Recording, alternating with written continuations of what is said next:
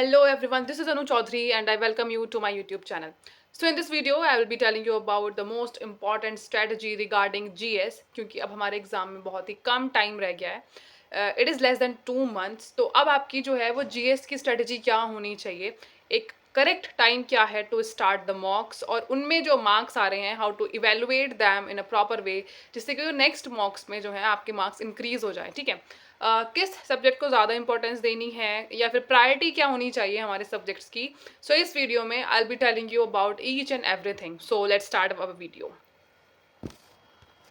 मैंने सारे सब्जेक्ट्स के जो भी इंपॉर्टेंट टॉपिक्स हो सकते हैं एग्जाम के लिए बहुत ज़्यादा बेनिफिशियल जो जो भी टॉपिक्स हैं मैंने उन पे ऑलरेडी एक मतलब वीडियोस जो हैं वो सेपरेट सेपरेट बनाई हुई हैं, whether it is polity, science, geography, everything. ठीक है, तो आप सबसे पहले तो जाके वो देखो. ठीक है, इससे आपको एक रफ आइडिया हो जाएगा कि क्या आपका सिलेबस पूरा हुआ है या फिर जो भी इंपॉर्टेंट टॉपिक्स या एस्पेक्ट हैं क्या आपने वो कवर किए हैं या वो ही अभी तक छूटे हुए हैं. ठीक है, तो पहले तो आप वो वीडियोस देख लो जाके. और अगर आपने वो वीडियोस देखी हुई हैं या आपको मतलब एक आइडिया है कि हाँ यार ये जो है वो इम्पॉर्टेंट टॉपिक्स हैं और आपने PYQ एनालिसिस किया हुआ है थोड़ा बहुत, उससे आपको आइडिया है कि क्या इंपॉर्टेंट टॉपिक्स हैं, तो इस वीडियो में आप सिर्फ ये देखो कि अब आपका मतलब नेक्स्ट स्टेप क्या होना चाहिए और कौन से सब्जेक्ट्स से जो है वो आपको रिवीजन प्लस मॉक्स वगैरह स्टार्ट कर देने चाहिए. ठीक है, तो सबसे पहले तो वो स्टूडेंट्स आते हैं जिन लोगों ने PYQs नहीं किए हैं, तो सबसे पहले तो वो सब्जेक्ट वाइज जो है वो PYQs करें. ठीक है, और PYQ सिर्फ CDS के नहीं, CAPF हो गया और NDA हो गया और CDS तो है ही. ठीक है, इनके कम से कम लास्ट के 10 साल के जो हैं आपको PYQs करने ही करने हैं. ठीक है, इसमें कोई शॉर्टकट नहीं है. वहाँ से आपको एक बहुत ही क्लियर आइडिया हो जाएगा कि यार कहाँ से क्वेश्चंस जो हैं वो रेगुलर बेसिस पे जो है वो रिपीट हो रहे हैं. फॉर एग्जांपल पॉलिटी के अंदर प्रेसिडेंट एक ऐसा टॉपिक है, मतलब वहाँ से क्वेश्चन आना ही आना है और काफ़ी हद तक वही सारी मतलब चीज़ें जो है वो रिपीट होते रहते हैं कि भाई जो प्रेसिडेंट का इम्पीचमेंट होता है तो उसमें कौन कौन से मतलब जो लीडर्स हैं या फिर मेंबर्स हैं वो पार्टिसिपेट करते हैं, कौन से जो हैं वो पार्टिसिपेट नहीं कर सकते हैं. ठीक है, तो ये सारी चीज़ें जो हैं वो काफ़ी हद तक रिपीट होती रहती हैं. तो सबसे पहले तो आपको यही चीज़ें जाननी है कि यार मतलब क्या इंपॉर्टेंट टॉपिक्स हैं और क्या नहीं है. आप मेरी वीडियोस पे देख सकते हो और अगर आपको पता है तो वेल एंड गुड. PYQs हमारे हो गए. ठीक है, फिर इसके बाद आते हैं मॉक्स. अब आई मस्ट से कि ये जो टाइम अभी चल रहा है ये बहुत ही बढ़िया टाइम है टू स्टार्ट मॉक्स. ठीक है, और मॉक्स जो हैं वो आपको डेली बेसिस पे बिल्कुल भी नहीं दे रहे हैं. बहुत सारे स्टूडेंट्स होते हैं वो रोज वैसे मॉक्स लगाते हैं, नंबर उसमें इंक्रीज होते नहीं है क्योंकि उनको एनालिसिस नहीं आता है, फिर वो इन दी एंड मतलब कुछ ज़्यादा कुछ हाथ लगता नहीं है. ठीक है, तो सबसे पहले तो आपको वीकली मॉक्स देने हैं, डेली मॉक्स नहीं देने हैं. ठीक है, इंग्लिश और GS या तो आप मतलब सैटरडे संडे का टाइम ले लो कि सैटरडे में आपने इंग्लिश का दिया, संडे में आपने GS दिया, या फिर दोनों आप एक ही दिन रख सकते हो जैसा कि हमारा एग्जाम में होता है वैसे. ठीक है, तो आप जो है मतलब अगर आपने जैसे वीकली बेसिस पे आपने मॉक दिया, ठीक है, आप उसका एनालिसिस करो बैठ के कि यार मैंने ये आंसर टिक किया था इसका. फॉर एग्जांपल कोई भी अगर क्वेश्चन है उसका आपने C आंसर टिक करा है. ठीक है, तो ये आंसर अगर आपका सही है तो वेल एंड गुड. ठीक है, और सही है तब भी उसका आंसर पढ़ो कि क्या आपने वही सोच के वो टिक किया था जो मतलब उसका आंसर एक्चुअल में है या फिर तुक्केबाजी में वो सही हो गया है. ठीक है, ये नहीं होना चाहिए. और अगर आपका वो गलत हुआ है तो आपको बहुत ही अच्छे से देखना है कि यार मैं क्या सोच रहा था और इसमें क्या लिखा हुआ है, मेजर मिस्टेक की है या मैंने मतलब या फिर माइनर मिस्टेक की है थोड़ी बहुत. ठीक है, तो ये सारी चीज़ें आपको देखनी है पहले. और आपका जो मॉक का ऐसे रिजल्ट आएगा वहाँ पे भी ऐसे पार्ट्स लिखे रहते हैं कि यार आपका कौन सा पार्ट जो है वो मतलब स्ट्रॉन्ग है, कौन सा पार्ट ऐसे वीक है आपका. फॉर एग्जांपल आपने जो है वो GS का मॉक दिया और उसमें साइंस वाला पार्ट जो है वो आपने एनालिसिस के लिए फिलहाल उठाया हुआ है, तो वहाँ पे वो क्लियरली आ जाएगा कि यार आपका फिजिक्स के क्वेश्चन ज़्यादा रॉन्ग हो रहे हैं या फिर बायो के रॉन्ग हो रहे हैं या फिर केमिस्ट्री के हो रहे हैं, जिसके अकॉर्डिंग मतलब आपकी जो है वो आगे मेहनत की आपको नीड होगी. ठीक है, तो अब हाँ इसके अंदर भी एक चीज़ आती है, अगर मतलब साइंस का मैंने बोल दिया, हिस्ट्री पे हम लोग आते हैं तो हिस्ट्री के अंदर मतलब गलत होने के चांसेस बहुत ज़्यादा रहते हैं. तो उसमें जो भी क्वेश्चन आपके गलत हो रहे हैं आपको ध्यान रखना है कि यार वो मतलब किस टाइप के क्वेश्चन जो है मेरे वो रॉन्ग हो रहे हैं. ठीक है, या तो वो फैक्चुअल हैं. ठीक है, सिंपली पूछ लेते हैं कि ये चीज़ कौन से ईयर में हुई, ये बुक जो है वो किसने लिखी है, ये बहुत हद तक एक फैक्चुअल सवाल आते हैं वाले. ठीक है, अगर ये वाले आपके गलत हो रहे हैं तो बैठ के जो है आप लूसेंट पढ़ सकते हो. ठीक है, लूसेंट जो है वो मतलब फैक्ट्स के लिए बहुत ही एक अच्छी बुक है, आप उससे आपकी फैक्चुअल नॉलेज बहुत ही अच्छी हो जाएगी. ठीक है, वो आप पढ़ सकते हो. बाकी अगर आपके कंसेप्चुअल क्वेश्चन गलत हो रहे हैं तो मतलब कहानी आपको नहीं पता है.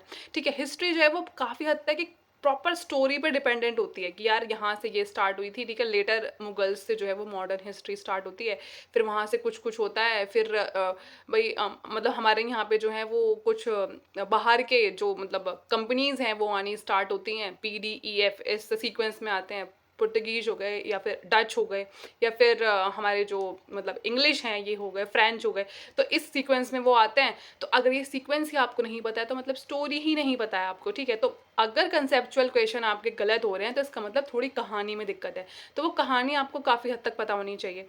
और यार बहुत सारे लोग बोलते हैं कि इसकी मतलब स्मार्ट स्टडी पे जाओ, स्मार्ट स्टडी पे जाओ। मैं ये समझती हूँ कि बिना हार्ड वर्क के या बिना हार्ड स्टडी के स्मार्ट स्टडी हो ही नहीं सकती है।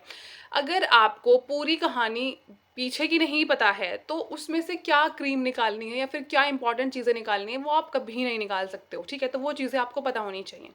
तो फिर से हम उस पे आते हैं कि हाँ यार, आपको देने हैं मॉक्स, वीकली देने हैं मॉक्स, और आपने मॉक दिया, उसके बाद में आपको एनालिसिस करना है। एनालिसिस के अंदर वहाँ पे खुद वैसे तो वो पाई चार्ट आता है, बट आपको खुद वो चीज़ें नोट करनी है बैठ के कि यार मेरा फैक्चुअल पार्ट जो है वो गलत हो रहा है, अगर वो गलत हो रही हैं चीज़ें तो लूसेंट उठाओ, और अगर आपका स्टोरी वाला पार्ट गलत हो रहा है तो जाके कहीं ना कहीं थोड़ा सा कंसेप्ट को समझो, ठीक है। अभी टाइम है, अगर आपकी मतलब ऐसा होता है ना कि ब्रश अप होनी होती हैं चीज़ें, अगर वो ही है तो अभी वो इम्प्रूव हो जाएंगी। हाँ, अगर ऐसा है कि यार अभी हिस्ट्री स्टार्ट भी नहीं करी है तो फिर वो नहीं हो पाएगी, ठीक है। अब जिन लोगों ने हिस्ट्री अभी तक स्टार्ट भी नहीं की है वो एटलीस्ट एंशंट और मॉडर्न तो पढ़ के जाएंगे बिल्कुल ही। और अगर एंशंट भी आप सोच रहे हैं कि यार मैं छोड़ देता हूँ मुझसे नहीं होगी, तो मॉडर्न तो यार मस्ट है, उसे मतलब छोड़ के तो जाओगे तो फिर पाप ही हो जाएगा, ठीक है। वो छोड़ के नहीं जा सकते हो आप, सिंपल। तो अब आपको ये आइडिया हो चुका है कि यार क्या मतलब क्या मेरे वीक एरियाज थे और कहाँ पे मेरी जो है वो मिस्टेक्स आ रही थी। फिर पूरे वीक आपको उसी को रिवाइज करना है, उसी को बहुत अच्छे से पढ़ना है। आई नो ये बहुत ही बोरिंग टास्क होता है यार, वही चीज़ें बार बार बार बार पढ़ते रहना, बट चीज़ों को सिर्फ पढ़ना और दिमाग में रखना दोनों बहुत ही अलग चीज़ें हैं, ठीक है। बहुत ही मतलब ऐसे बोल सकते हैं कि वास्ट एक डिफरेंस होता है इनके बीच में। पढ़ तो हम बहुत सारी चीज़ें लेते हैं, ठीक है। ऊपर ऊपर से हमें सब पता होता है कि हाँ यार हैदर अली तो था, तो नाम तो पता है, टीपू सुल्तान भी था तो नाम तो पता है, भाई कहाँ थे वो, मैसूर में थे, किधर थे, क्या था। तो ये सारी चीज़ें मतलब फैक्चुअल नॉलेज होना बहुत ही इंपॉर्टेंट है। और CAPF एक ऐसा एग्जाम है यार जो कि सिर्फ अगर आपको एनालिटिकल नॉलेज है तो वो उससे भी नहीं होगा, और सिर्फ कंसेप्चुअल नॉलेज है तो भी नहीं होगा, दोनों का एक मिक्स इधर रिक्वायर्ड होता है, ठीक है। सॉरी, CDS एक ऐसा एग्जाम है जिसमें थोड़ा सा ऐसे मिक्सअप अब रिक्वायर होता है। पहले वाला CDS नहीं रह गया है जहाँ पे मतलब ऐसे सीधे सीधे चीज़ें पूछता था एग्जामिनर और हम टिक मार के आ जाते थे और वो सही हो जाती थी हमारे। अब थोड़ा सा मतलब यार चेंज ऑब्वियसली आया है।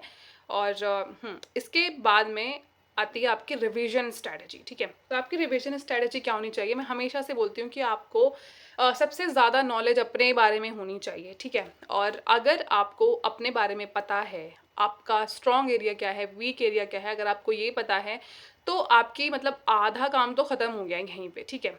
आपका स्ट्रॉन्ग सब्जेक्ट आपको सबसे पहले स्टार्ट करना है, सिंपल, ठीक है। अभी बहुत सारे लोग ये सोच रहे होंगे कि यार जो वीक एरिया वो मैं उठा लेता हूँ और मतलब स्ट्रॉन्ग तो मेरा स्ट्रॉन्ग है ही, ठीक है। ये वो टाइम अब नहीं है, वो टाइम निकल चुका है। अब जो आपका स्ट्रॉन्ग एरिया है वो आपको सबसे पहले वो सब्जेक्ट उठाना है और उसको इस हद तक रेडी करना है कि उसमें एक्यूरेसी आपकी 90+ आनी चाहिए, ठीक है। फॉर एग्जाम्पल साइंस हम लोग ले लेते हैं, अगर आपका स्ट्रॉन्ग एरिया साइंस है, आप साइंस बैकग्राउंड से हो, तो आपको वो सब्जेक्ट सबसे पहले उठा के निपटा देना है उसको, ठीक है। और उसके बाद में वही प्रायोरिटी वाइज आपको जाना है। साइंस के बाद में हम लोग पॉलिटी उठा सकते हैं, ज्योग्राफी उठा सकते हैं अलॉन्ग विद PYQs, देन सेक्शनल्स, फिर वीकेंड पे आके हमें मॉक लगाना है प्रॉपर, ठीक है। और इसके पैरेलली जो है वो इंग्लिश भी लेके चलनी है हमें। इंग्लिश के अंदर तो यार कोई स्ट्रॉन्ग और वीक है ही नहीं, वो तो आपको करनी ही पड़ेगी पूरी, क्योंकि इंग्लिश के बिना देखो एग्जाम नहीं होगा। सिंपल चीज़ तो यह है, GS में आप कितना भी दम लगा लो, कुछ कर लो, बट अगर आपकी इंग्लिश अच्छी नहीं है और वहाँ आपके 70 या 75+ मार्क्स नहीं आ रहे हैं तो फिर एग्जाम क्लियर नहीं होगा, और हो भी गया तो फिर यार लास्ट पहुँचते पहुँचते मेरिट में बहुत दिक्कत आती है फिर, ठीक है। तो इंग्लिश का जो है वो आपको रेगुलर बेसिस पे और इसी के पैरेलली जो है वो आपको मॉक देते रहना है, सिंपल। और फिर रिवीजन को मतलब आपको ये ध्यान में रखना है कि एग्ज़ाम में जाने से पहले एटलीस्ट 3 बार आपका रिवीजन होना चाहिए, ठीक है। एटलीस्ट 3 बार। और अगर आप मतलब कोशिश आपकी ये रहे कि यार शॉर्ट नोट आप बनाओ, जैसे कि मैंने अपने हिस्ट्री के बना के रखे हुए हैं ऑलरेडी। फॉर एग्जांपल अगर आप लोग बुद्धिज़्म पढ़ रहे हो तो ये देखो, ठीक है, इसमें बुद्धिज़्म और जैनिज़्म दोनों हैं, ठीक है? तो अगर मैं मतलब मेरा एग्ज़ाम है कल, तो यार ऑब्वियस सी बात है मैं पूरा यार 20 पन्नों की मतलब 20 पन्नों का ये चैप्टर है, तो वो तो खुल के नहीं बैठूँगी फिर मैं पढ़ूँगी। मैं सिंपल ये पेपर निकालूँगी अपने हाथ में, इसको लेके तुरंत रिवाइज़ हो जाएगा। तो ये आपका वो वाला चांस होना चाहिए। अगर आप पहली बार आप रिवाइज़ कर रहे हो, तो फटाफट से पेपर लेके बैठ जाओ, एक उस पे लिख लो सारी इंपॉर्टेंट चीज़ें, ताकि नेक्स्ट टाइम में सिर्फ़ ये पेपर हो जाए, ठीक है? और जब तीसरा टाइम आएगा, तो ये पेपर आपको बिल्कुल अच्छे से रिवाइज़ हो चुका होगा, याद हो चुका होगा, ठीक है? एंड या ट्रस्ट योर नोट्स, ठीक है? जो भी आप लिख रहे हो, जो भी आप बना रहे हो, उन पे भरोसा रखो, क्योंकि ये आपने ही बनाया, किसी और ने तो नहीं लिखे हैं ऑब्वियसली, और इन पे आपको भरोसा करना पड़ेगा, जो भी आप पढ़ रहे हो या फिर कर रहे हो, ठीक है? तो ऐसे शॉर्ट नोट्स बनाओ, और एटलीस्ट 3 रिवीजन जो हैं वो मतलब रिक्वायर्ड हैं आपके एग्ज़ाम से पहले। और जितना भी आपने अब तक पढ़ लिया है वो ठीक है, अब उसको बस आपको ना स्ट्रॉन्ग बनाना है, मतलब बहुत ही, अगर आपने 80% सिलेबस पढ़ लिया, तो मतलब उस 80% में से ये रखो कि यार 75% आपके दिमाग में फीड होना चाहिए, ठीक है? आपको 75% आता है ना, बस इतने की ही रिक्वायरमेंट है, इससे ज़्यादा की मतलब रिक्वायरमेंट भी नहीं है, ठीक है? तो ये चीज़ हो गई। बाकी हिस्ट्री के अंदर आप ऐसे आपकी रिवीजन स्ट्रैटेजी हो सकती है, मतलब जब भी आप पढ़ रहे हो ना, हम लोग बोल सकते हैं if you starting from the modern history, तो उसमें ना टाइमलाइन बहुत इंपॉर्टेंट है। तो आप ऐसे टाइमलाइन बना बना के सब कुछ लिख सकते हो, क्योंकि आजकल वो ऑर्डर वाले क्वेश्चन भी बहुत आने लग गए हैं, तो वो भी आपको पता होना चाहिए, ठीक है? तो वहाँ पे ना आप टाइमलाइन बना के मतलब बहुत अच्छे से अपने शॉर्ट नोट्स बना सकते हो, ताकि एग्जाम से पहले वो बहुत अच्छे से रिवाइज हो जाएं, ठीक है? ज्योग्राफी के अंदर आपकी रिवीजन स्ट्रेटेजी हो सकती है डायग्राम्स, ठीक है? डायग्राम्स जितने बनाओगे आप, अगर आप इंडियन ज्योग्राफी पढ़ रहे हो, उसमें मैप बनाओ, ठीक है? वर्ल्ड की पढ़ रहे हो तो भी उसमें वर्ल्ड मैप बनाओ। ईस्टर्लीज, वेस्टर्लीज या फिर जेट स्ट्रीम कुछ भी पढ़ रहे हो, आप उसे मैप पे लोकेट करो यार। बहुत ही एक ईजी, मैं आपको एक स्ट्रेटेजी बता रही हूँ। डायग्राम्स से ईजी ज्योग्राफी मतलब किसी भी वे से रिवाइज नहीं हो सकती है। जितना आप डायग्राम्स बनाओगे उतना अच्छे से आपकी ज्योग्राफी रिवाइज हो जाएगी, ठीक है? साइंस के लिए मैं बोल सकती हूँ कि यार पार्टिकुलरली अगर हम लोग फिजिक्स को लें, तो उसके अंदर तो यार काफ़ी मतलब कंसेप्चुअल चीज़ें हैं। अगर आपका दिमाग थोड़ा सा भी टेक्निकल है, तो फिजिक्स में कोई दिक्कत नहीं होगी। बायो के अंदर अगेन हमारे डायग्राम्स आते हैं, ठीक है? कुछ रटने वाला पार्ट है, ऑब्वियसली रटना पड़ेगा वो, ठीक है? केमिस्ट्री के अंदर फिर से वही इक्वेशंस, जो भी चीज़ें हैं वो लिख लिख के आपको देखनी पड़ेंगी, ठीक है? और बहुत ही स्कोरिंग एरिया हो जाता है साइंस, तो बिल्कुल छोड़ना नहीं है, रिस्क नहीं लेना है उसके लिए, ठीक है? और क्या बचा हमारा? पॉलिटी। पॉलिटी के अंदर यार देखो, उसमें मेहनत आपको करनी पड़ेगी ज़रूर। काफ़ी कंफ्यूजिंग चीज़ें हैं, बट अगेन बहुत ही ईजी क्वेश्चंस आते हैं, वही पैटर्न रिपीट होता है, ठीक है? तो जितने भी आर्टिकल्स इंपॉर्टेंट हैं, ठीक है, पार्लियामेंट से रिलेटेड जो हैं, प्रेसिडेंट से रिलेटेड जो हैं, ठीक है, वो आर्टिकल्स आप लिख लिख के रिवाइज करो, याद करो दिमाग में उन्हें, और वही उनके शॉर्ट नोट्स बना लो। मतलब आपके पास में जो है ना, वो सारे आर्टिकल्स वो इतने से एक पेपर पे लिखे होने चाहिए। जब भी आप कहीं फ्री बैठे हो या कुछ भी आप कहीं बाहर घूम रहे हो, तो आप उसे खोल के देख लो, ठीक है? मतलब वो आपका जो है वो आसानी से रिवाइज हो जाए।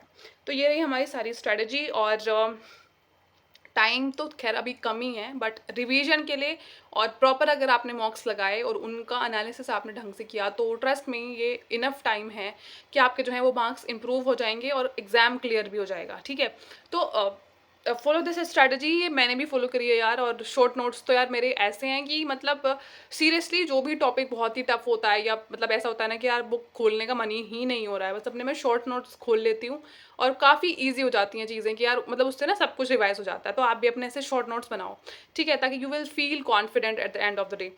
तो आई होप ये वीडियो आपको अच्छी लगी होगी, and share this video to your friends who are preparing and appearing for this attempt of CDS 1 2026. So I'll meet you in the next video. Till then, take care, bye bye, thank you and Jai Hind.